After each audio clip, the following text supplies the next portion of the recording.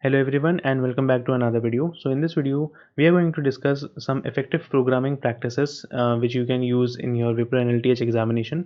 And there are some tips and tricks also included in this video.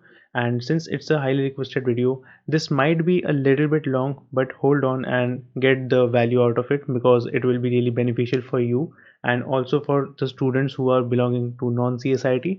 It is really helpful for them as well. So let's get started. So what will be the agenda for this video? We will be talking about language basics which you should know, and the basics includes the variables and data types. We will talk about data types and structures, and also about specific features of languages which you should know. For example, if we talk just about C++ or just about Java, then there are some features of that particular language which you should have in your arsenal ready. Next, we will be looking at best practices for your code, which includes syntactic sugar and something related to variables, along with which we have tricks for efficient coding practice, which has something to do with loops and lens, and we will also talk about functions. So let's get started with the first, that is language basics. So talking about language basics, first of all, you need to stick to a particular language. So at any point of time when you start coding, you should always stick to a language of your choice and not just move on to another language because of certain specific features very frequently. So it might happen that you are a C++ programmer and you're trying to run a Python program because the syntax in Python is very easy. However, there are things which C++ is much more efficient at. So why would you go to Python for just eliminating those kind of benefits which you get? So don't do it. First of all, stick to a particular language. Secondly, learn the basics of the language which you choose. So for example, if you go with C++, then make sure you know about the basics of the language, how certain things work, what are the pre-increment and post-decrement operators. Those are the things which you should know about in the language basics. If you're learning Java, then you should know how everything works in Java, how everything is organized inside of a class. Those are the things which you should know. So about any language, if we talk about, then you should know the bare minimum basics of that language so that you don't encounter problems while coding in the exam. So you should have a clear understanding about it first. Preferably go with C++ or Python. Go with Java only if you feel confident. Now the problem with Java is that there are many different constraints which Java applies. So for example, your class name has to be equal to your file name. However, if you do the same compiling and running your file in the command line, then your file name and your class name can be different, and it can just easily run as a normal program if you would have compiled a C++ program in that way. So there are these ambiguous situations with Java which you cannot avoid. So for that purpose, we don't recommend going with Java at the initial stage. Go with something like C++ or Python. You're good to go. I won't recommend C at this stage because learning a language like C is going to take a little bit time. However, C++ is much better than C. However, it is just an extension of it, but it has features which are much more better than C. So for example, if we talk about the sort function, which is included in C++ 14, so those are the functions which you get inbuilt along with the highly supported C++ STL in your competitive exams and in these kind of programming competitions. For example, if you talk about just any kind of a company's test or a coding assessment, there these kind of languages have a huge support, so you can go with them. Get a hold of required basics first, as I talked about the basics in the second point. So you need to have the bare minimum understanding about the language basics that will help you to move further. Get good at it by solving and not by learning. So for example, if you search for any kind of a thing for a particular language, so say you want to access the particular element of a list in C++, then don't just look at it by looking at how it is going to work, or else you go and look for Geeks for Geeks article and you think that you know. Don't do that. Try to simulate this situation and get good at it by practicing or by solving, but not just by learning. Now we talk about the data types and structures, which is the part 2 in language basics. First of all, the thing which you should always ensure that you get in your arsenal is the arrays and dynamic arrays. However, talking about arrays, arrays are however static. Dynamic arrays are much more preferred in these days. So what is the benefit of learning dynamic arrays? You basically know about stacks and queues if you know about dynamic arrays. So for example, if we talk about a vector in C++ or if we talk about list in Python, then they are nothing but dynamic arrays or dynamic list which you can use to perform your operations in a much better manner. Unlike arrays, they are just much more better. So you always need to ensure that you have this, at least this much understanding of a language, how you declare an array, how you access the elements of an array, and how you create dynamic arrays or vectors. In case of Java also we have array list and then vectors. Then you can also look at those concepts, but always ensure that you practice them and you have the basic understanding of them, because in these coding competitions no one will come and teach you those at the moment where you have to provide an answer. So that is not the place to learn these things. So I would also recommend you to highly learn vectors in C++ or Java. They are nothing but dynamic arrays and has extensive abilities. So for example, you can access the elements of a particular index, you can delete them, you can add any values. So those are the things which are supported in C++ vectors and Java vectors. Java, on the other hand, also has inbuilt implementation of linked list, which is a plus point sometimes and sometimes a minus point, because you cannot do things the way you want, or if you want to define a custom linked list. In that case, C++ also helps. So understanding about vectors in C++ or Java will also help you in these kind of coding assessments. Data types in C++ and Java. So now the problem with the data type here is that if we talk about Python, then in Python we don't have any data type to be specific. So you don't declare int a or int b in Python. You just write say a equals to 5, and Python infers the data type from the written value or the assigned value. In case of C++ and Java, that is not the case. You need to understand different data types. So for example, int, float, long, or long int are the type of data types which we are talking. In case of Java, there can be big decimals and things like that. So you need to have an understanding about data types in these languages if you are choosing C++ or Java. If you are with Python, then you're simply good to go, so there is no problem with Python.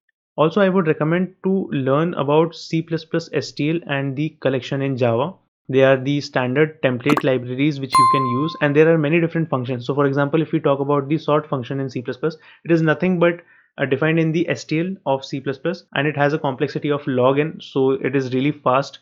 If we talk about the sort function in Python, it is nothing but tim sort, which is again in the complexity of log n and is quite fast. So you should know about the complexities as well. However, if you talk about STL, it is really helpful sometimes, because many things which you are typing and coding to get it done is already written for you. You just need to know how to use it. So you should have some kind of understanding about STL and Java collection based on the time when you have your exam and the duration or the time period which you have remaining, where you can put in some time to understand about it.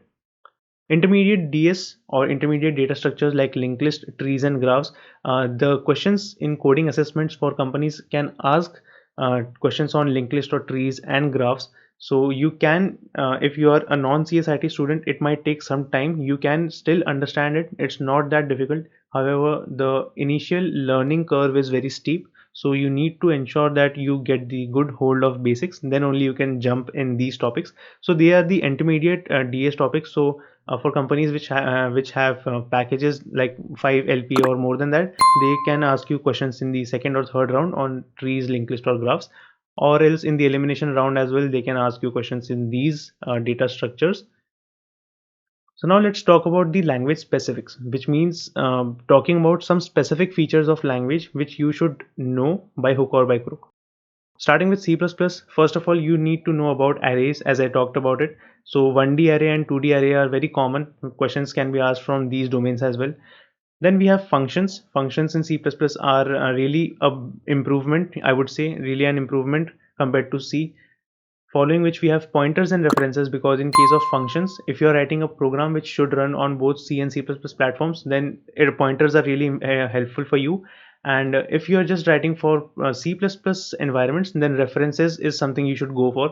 But understanding pointers is really helpful so that you can handle many different programs, because not always you will be dealing with latest programs. There will be some legacy code which you can deal with. So understanding pointers is always a plus point. Talking about then the next is vectors, and as I said, vectors is a really good tool, a dynamic array, so many different operations are possible through vectors. Then as I also talked about data types, so understanding data types in C and C++ is still important, and the range in which they operate. So for example, if we talk about integer, then it has a range from -32768 to 32767. So that is the range of integer. Then we have the auto keyword in C++. The auto keyword helps you sometimes wherein you don't need to implicitly declare your variable types every time. So auto is a keyword. So for example, if you write auto a equals to 5, it works similar like Python where you write a equals to 5. But in case you have to define the variable, it has to have some kind of type. You use the auto keyword in that case. And then we have C++ STL, which we already discussed about. STL has many different features. For example, the binary search which you study and has a login time complexity. It can be used either by writing your own set of code, or else you can use the binary search which is provided in your C++ STL. That is really important. And the last, which is file handling. File handling is a very intermediate kind of stage. If you don't know the language basics, then it can be a really time consuming process understanding file handling. So that is kept for the end. However, in coding competitions, they don't ask file handling, but you should have a good understanding about it. One point which I also forgot to mention here is about the ASCII values. So you should have a basic understanding of ASCII values of basic variables. For example, for A and for Z in lowercase and uppercase, they have different ASCII values. So you should have an understanding about it. Then we have language basics or language specifics in Java. For Java, first of all, Java data types is something which you should know, because as questions in interview are asked whether Java is a fully object-oriented programming language or not. So the answer is no, because there are data types in Java which are not some kind of objects or do not belong to some kind of class. Since everything in Java belongs to some kind of class, these data types do not. That is why it is not a fully object-oriented programming. So you should know about Java data types. Secondly, you should know about the collections in Java. Collections in Java is similar to the STL in C++. You should also know about it. There are functions in this collection which you can use. Then we have Java functions, similar to C++ functions. You should know about it, because sometimes it happens that you have to define some kind of function which will do certain task for you. So you should know about functions, and it has certain return types, something you should be concerned about. Then we have use of inbuilt functions like length or sort functions in Java. These are the functions which are again defined in the collection, so you can make a good use of it. For a string, it can have a length, so you can use that. For any kind of list, it can have a length. So the length is like a method which is applied to different kind of scenarios. So for example, you can use length for strings, or you can use to calculate the length method for the length of the array. Then we have sort function in Java as well, just like C++. So you can also use it. Then we have the scanner class. Scanner class is helpful for getting the input in Java. So those who don't know, you have to define a variable of the type scanner class, which you can use to then take input. So that is the way you take input in Java. So you should definitely know about it, because if you don't know about scanner class, then 90% of your code is going in vain, because you are not taking any kind of input. So you should have a basic understanding about scanner classes. Then you should also know about exception handling in Java. This is one of the really good features in Java that is quite used in the industry. So you should know about it. You should have a good grasp about it. And then at last, there is Java file handling. Java file handling, again, I won't say that it's very important at the early stages, but it will definitely be important at the later stages, because the questions in interviews can also be asked on file handling. So it is really important you get a hold of it. Then we talk about the language specifics in Python, and I don't even need to talk about it, because like there are very minimum things which you should know about in Python. So for example, we talk about variables. Variables, first of all, you should just know how to declare them. What is a legal variable, you should know about it. Then we have functions. Defining functions in Python is very easy, just like similar to JavaScript, I would say, where you don't need to define the parameter data type. So it is really useful. Then we have the use of init function in Python. So for example, if you are defining any kind of class, and any class has a method, then you use the init function as an initializer. So you should have a good knowledge about it, what it does. Then getting good at Pythonic syntax is really important, because unlike C++ or Java, where you have those curly braces to handle the code inside of a nest, Python only relies on indentations, so you should have a good understanding of the Pythonic syntax. Sometimes this syntax can get you into trouble, because when you're writing lines of code, say 50 to 60 lines of code, then you don't have time to look at the indentations every time. So you should have a good understanding about it and how to manually adjust the syntax if something goes wrong or the IDE is not doing the job. Then using inbuilt functions, as I already talked about it in C++ and Java, there are many different inbuilt functions which you should get good at, or you should have an understanding of. Then the Python loops. So many students get into this problem where they just know how to use the for loop in the incremental manner, but not in the decremental manner. So there are different types in which you can use the for loop in decremental manner. There are different methods in which you can declare it.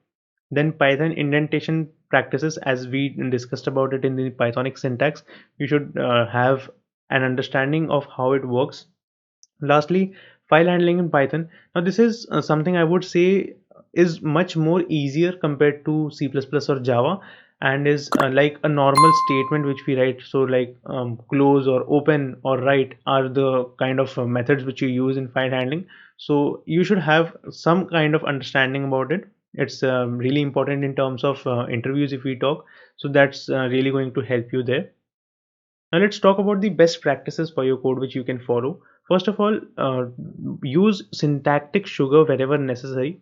So for example, if you are writing a equals to a plus b, why are you going to declare the word a two times or the letter a two times? Why you would do that? Simply use the syntactic sugar to make your code look less complex, and it just looks better. So you can use syntactic sugar whenever it is necessary. That can really help you. Secondly, using appropriate variables. Now, I personally prefer Java syntax of naming variables. So, for example, if I want to declare a variable which will store the total sum, so I will write it as total sum with the S capital instead of naming it as TS. So that also helps me get an understanding of what the variable actually stores. So that is something you can do. Specifying appropriate return type for your functions. Now this is one problem wherein it's not even completely debatable, because what happens is that in case of coding assessments, sometimes they give you a locked piece of code and you just have to write inside of a function. Now they can expect you to return a string, but in what manner are you returning a string, that is also important. So for example, they can ask you a list of strings, or they can ask you a concatenated string. So in that case, you need to know how to return the required value in the required format. So that is really important. If you know the appropriate return type for your functions, we are not talking about int, float or void, we are talking about the expected value which they want, or the format in which they want their answers. Now let's look at some tricks for efficient coding practices, as I talked about in the agenda. First of all, use your loops based on the type of the question asked. So for example, using a loop can have two different conditions, based on certainty and based on uncertainty. Now you can use for loops when you know that a certain condition will terminate after so and so condition, wherein you are certain that this condition will arrive and my loop will terminate. So in that case, you can use for loop. So for example, you don't want to go beyond 100 numbers, so you can loop till 100. So you can write for I in range 100, which means that you're certain that your loop won't run above 100 times. In case of uncertainty, where you don't know whether your answer or the condition which you are expecting will arrive or not, then in that case you can use while loop where the condition is uncertain. In this case, we can also use a flag variable if necessary to modify the answer to true or false, because the while loop evaluates a condition. So for example, anything you write inside of a while loop should either evaluate to true or false. So if it is true, it will go inside the loop. If it is false, it will come out of the loop. So you should ensure that your while loops are terminated properly. We have also talked about it in some previous videos. So if you have not watched them, you can go check it out. Writing redundant code unnecessarily, use functions or predefined methods instead. Always read the question twice to extract the useful information. So if you have not watched my previous video on the channel, you can go check it out. It was a question which was called the packet stream player, and it's a really important question because it has so many details but has so little to actually extract from it, and it's a kind of a tricky question. I have also provided the code and explained it in that video. You can go check it out. It is mentioned in the cards above. So you will get an idea about the question, how to read it and how to extract the useful information from it. Again, avoid calculating lengths in for loops. So for example, if you want to iterate over a loop till the length of the array or length of the list, you don't want to do it in your for loop. For example, in case of this, for in range length of array, and then you're providing rest of the lines, that's considered as a bad practice, because if you're doing so in each loop, when you're doing so, you're calculating the length of array. Instead of doing so, calculate it once and then use it forever. That will be much better, because it will save you some milliseconds of time. So that will really be helpful when dealing with corner cases. So you can use this kind of practice to do so. Learn methods supported by arrays or list, example index values, negative indexing, etc. So this is one of the most important topics. So why I'm emphasizing on index values and the methods which can be supported by arrays or list. So basically many different problems can be solved using these methods, and providing some logic inside of these methods can help you solve it. Again, for this point, I would like you to watch my videos which I have posted in the past, wherein you will get to know where we use index values. There are different conditions which we can put inside of an index value or the index parameter that can evaluate your answer to either the required value or the value which is required the other ways. So that can be really helpful. Now always return proper values in your functions. Don't return something which is not expected in the question. And also don't write unreachable code statements in your functions. Now I want to emphasize on this. So for example, if we have a function called truth value which has a value 10 passed to it, and we have the following conditions or the following lines of code. Now you can see that if n is less than 15, then print small and then return, and if n is greater than 15, then we will print large and then we will return. Now in this case, since the value of n is 10, which is a definite value, so the part of line where it says n is greater than 15, it won't even reach that statement. If it is required in your question to deal with different kind of values, then you can write so or such kind of logic, but don't try to write any kind of unreachable code in your statement. It simply increases your lines of code, and it's not good practice to write such codes. So that's it from my side. I hope you enjoyed this video. If you enjoyed this video, make sure to subscribe to the channel and join our Ribox family, and also join our Telegram group, which is provided in the description box. You can go check it out. And that's it from my side. Once again, make sure to subscribe to the channel, and as always, keep learning.